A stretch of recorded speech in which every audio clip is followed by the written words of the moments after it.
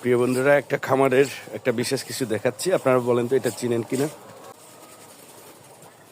খলিল ভাইয়ের খামারে আবার দেখাচ্ছি, এটা আপনারা কে কে চিনেন, এটার উপকারিতা কি আরেকবার একটু চিন্তা করে দেখেন, বলে দেখেন, কমেন্টস করে জানান। এই খলিল ভাই, কেমন আছেন? আজকে কত সপ্তাহ দাদু? 18 সপ্তাহ রানিং। আলহামদুলিল্লাহ, গুড, সুপার। আমরা জাস্ট একটু দেখবো, তাই না, যে কি অবস্থা।